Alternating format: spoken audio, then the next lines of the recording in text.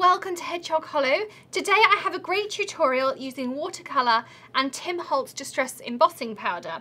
Now I had lots in the cupboard and I know it's shortly being discontinued. However, I wanted to quickly show you how to use it. And there's so many different things you can do. We're going to be making this lovely, I'm going to call it a sympathy card. It's great for whether you're just thinking of someone, whether you want to just send some prayers or some good thoughts if they've had some bad news. And we're going to do this lovely bee with these details in here. I'm going to show you how to layer up sentiment stamps like this that are in multiple pieces. Plus, of course, we're going to have a look at that embossing powder just in case you have some sitting in the cupboard like I did. So let's get started. So today's tutorial, I really wanted to address how to work with these 2 or 3 step stamps to put these words together. It addresses a question one of you left on the Hedgehog Hollow channel after last week's video about how, if we have a larger sentiment, how do we assemble them? So I've chosen this prayers one because I always like to have a stock of sympathy or to thinking of you cards or things that I can send in for the principal at Maddie's school, things like that that they can just have on hand. So I know they're always a difficult card to make, so I wanted to give you a couple of ideas. So I have a piece of watercolor cardstock. The first thing we're going to do is create our watercolor background. I'm going to be using a water brush.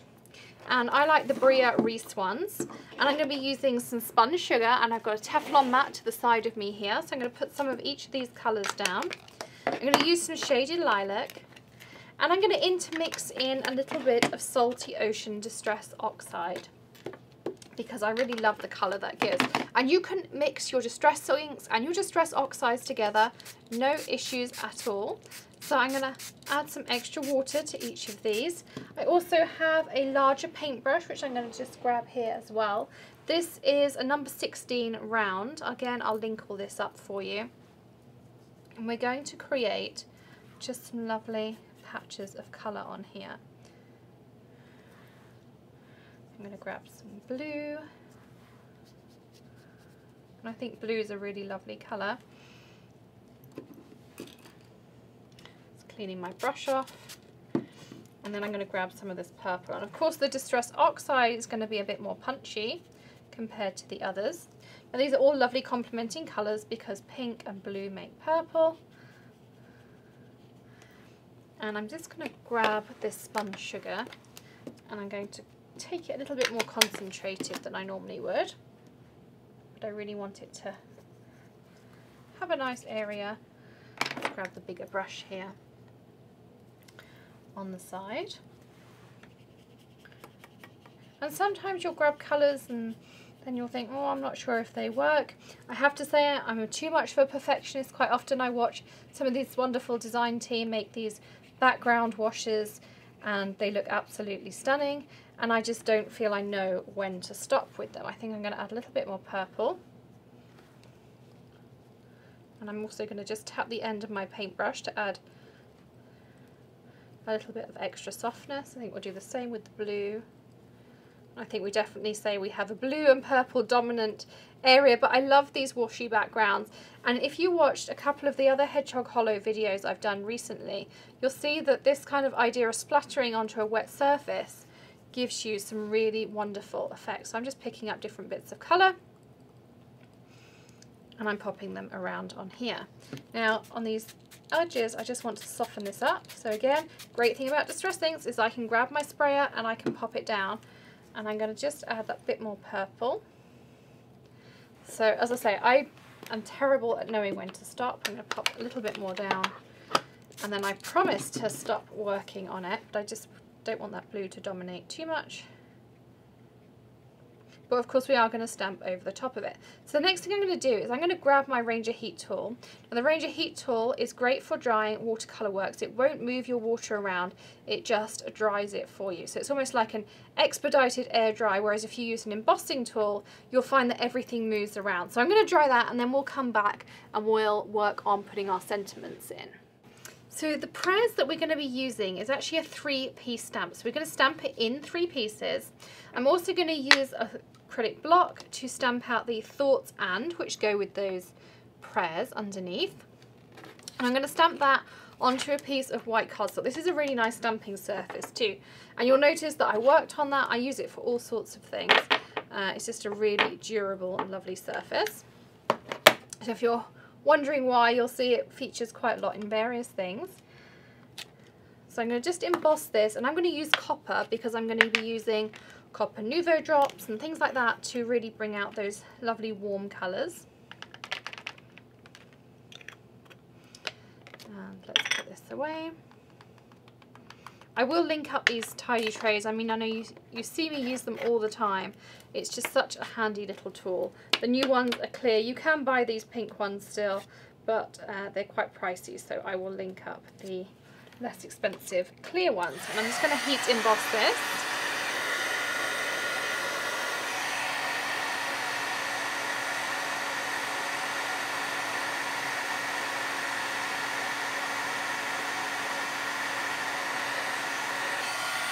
And we'll cut that out in a moment. Now let's start heat embossing our thoughts. And so this is our prayers section.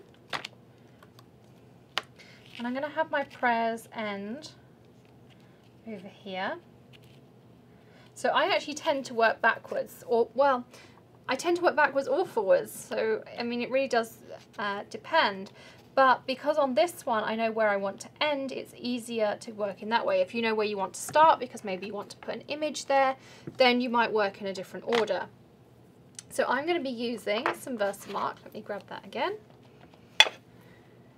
And I find when I'm working on top of watercolor, it's a little bit harder to see whether you've got the image, so I always just stamp it twice.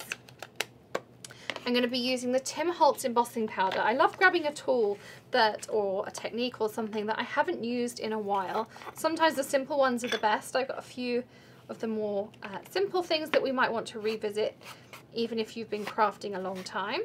And this is another reason to make sure that your area is completely dry, because otherwise your embossing powder will stick to it. So let's do our S.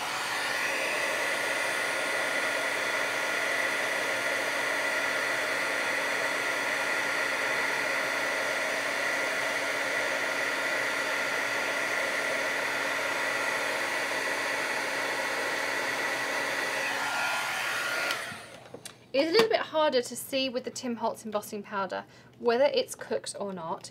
I mean, you can feel it afterwards, but sometimes that can be too late and you've rubbed it off. So I do tend to cook it a little bit longer than maybe some others that I would work with. Now I'm going to marry up that R with the flow of the S.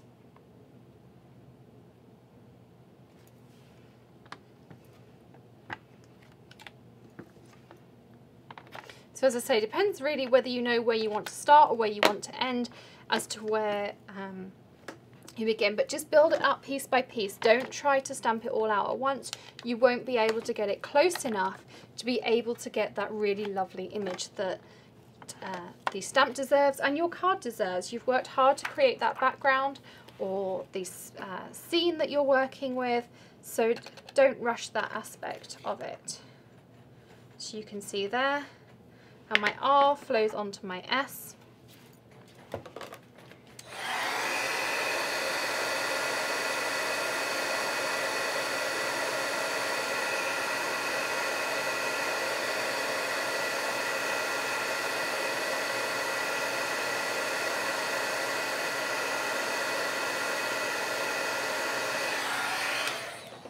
And now I'm going to work with the Pray.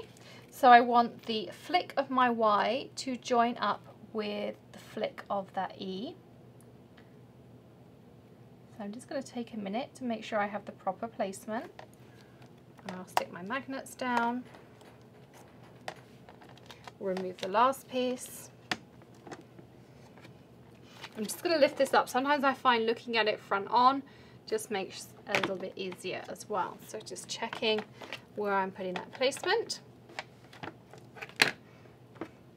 Again, I'm going to press down and I'm going to ink it twice because I can't really see. And then I'm going to show you something else really neat about the Tim Holtz Distress Embossing Powder if you haven't played with it before.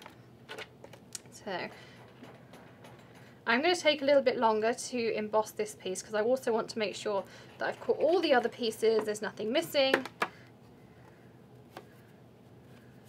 I love this colour as well. I think it's called, let me just double check, it's called Tea Dye. I think it looks quite different from the tea dye distress ink, but I do love the distress powder in this colour.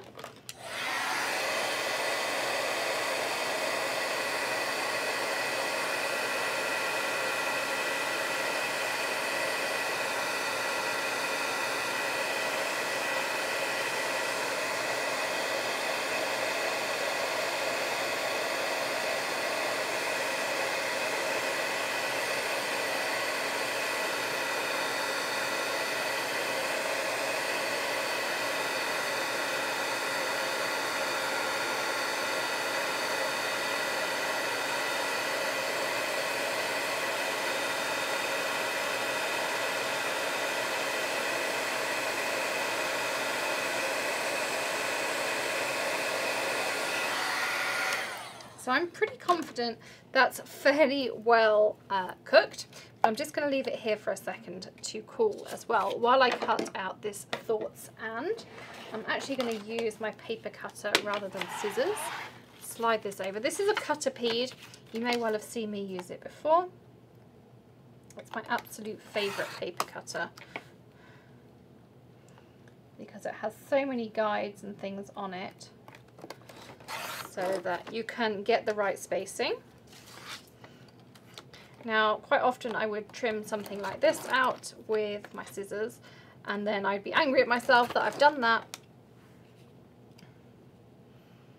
because it wouldn't quite fit right. I think I may actually add another piece as well. Let's just stick these in here and I can clean them after I've done the video. There was a piece that said during this difficult time, so I'm actually going to do this as well, but it's not going to fit in here, so I'm going to put this in the center. I really want to sorry, in the inside of the card, and I'll make sure we take some pictures of that because I really do want to include that as well. However, I also want to include these lovely bees from the Busy Bees set. So we're going to have some busy bees who are going to go across here, and he's going to flutter over there. Now I don't want too much, but I just think it needs something. Let's choose the right bee. They've all got such wonderful expressions. I think they all almost tell their own little story.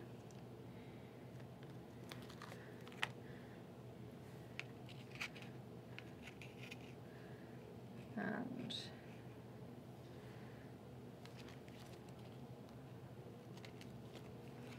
just trying to work out. So this is my process. You can see how I make a card, how I just kind of lay things on and see how they go. But of course we're making this for Honeybee, and I have a particular person at Honeybee in mind for this particular card. So again, I'm just going to build this up in stages. I'm not going to stamp it both together. I'm going to have the bee coming out of the prayers there. I'm going to stamp this in the Distress Walnut stain, and I'm going to stamp that down, and you'll see momentarily what my plan is for this little bee who's coming out of here.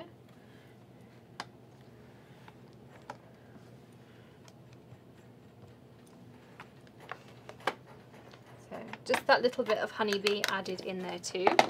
I'm just going to grab my water brush pen here. Just going to find my best palette, which is the back of my hand. I love working with that, and I'm just going to fill in that little bit of the bee there. So let's mount up our card. I have my insert here, so I'm already going to put in my thoughts and prayers at this difficult time. Where did that go? Here it is.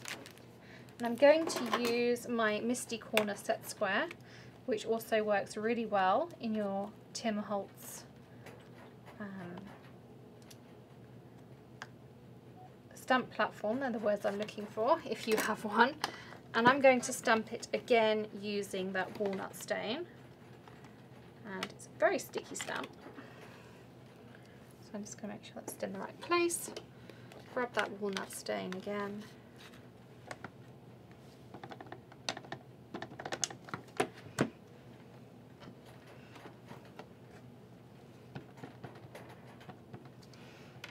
And I'm actually just going to stamp it twice just so it's nice and firm in there too. Let's grab that off for cleaning. And we can slide out our card and start mounting up. And then I can show you those really fun things at the end. So I'm going to leave that open while that dries. And I'm going to take a piece of, this is called Narwhal, it's from Lawn Fawn, and I love mounting with black, but sometimes it's just a little bit too harsh, and I find there's two colours they have, this Narwhal and one called, make sure I put it on the right side, one called Smoky Grey, and they're just a little touch off of being too harsh like a black would be.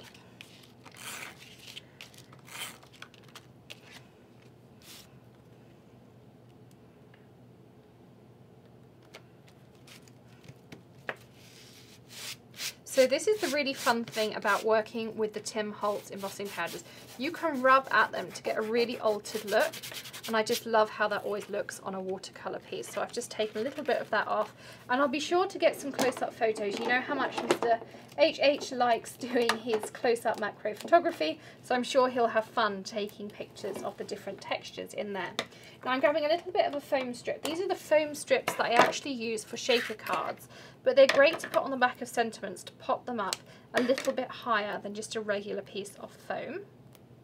So I'm just doing this here.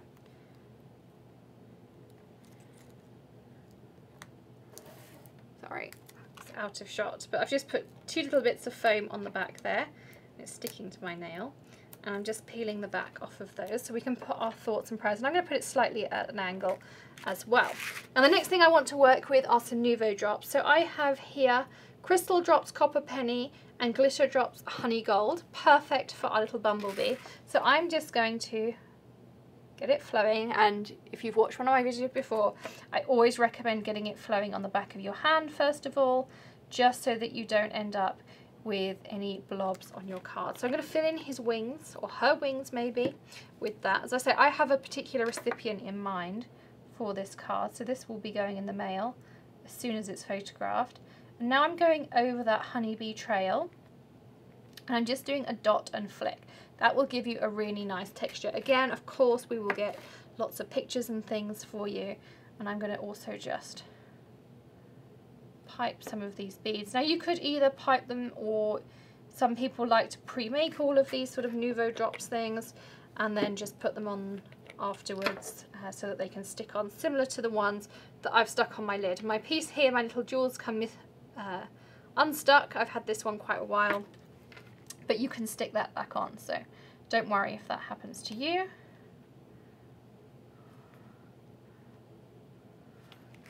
Something pleasing, I think, about having all your Nuvo drops in groups of 3, but I'm going to change them up a little bit. I'm going to do a few over here.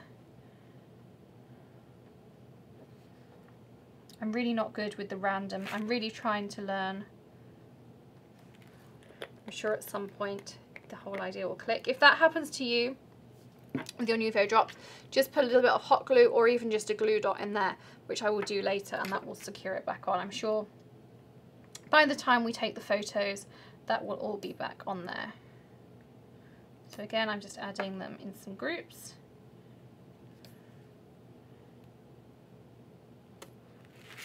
We'll have an extra copper one here.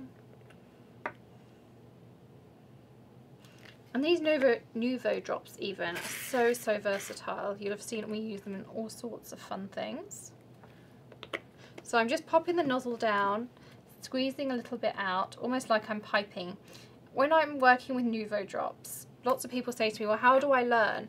Go and grab yourself some downloads. Just go to wilton.com, download things about learning to pipe icing, and they will be the exact same things that you want to use with your Nuvo drops. If you master those skills, then you will master Nuvo drops. I years ago took the Wilton classes, and I find I used little bits and pieces that I was taught in there all the time on this card. I promise just one more. And there we go. So I love how that looks. I said one more, 2 more. Can't bear too much of a space. So there we are. So just a really simple Really elegant thoughts and prayers. You can use it for sympathy. You can use it as a just because of thinking of you if someone's had some bad news. There's just so many options you can use this card for. And I love all that shimmer in there too. So I hope you've enjoyed the techniques that are in there. I'm playing with some different tools you might not have used before, particularly that Tim Holtz Distress Embossing Powder. Thank you so much for joining me today. Do click the subscribe button. The videos, or pictures rather, are on your screen right now of the card closed up. I hope you're enjoying those. They will all be on the Hedgehog Hollow blog, which is linked in the video description. On a mobile device, click that arrow in the bottom right hand corner. And on a desktop, click the Show Me More under the video title. Thank you so much for joining me for Saturday Stamping. I will see you again next week for some more inspiration. Happy stamping! Bye!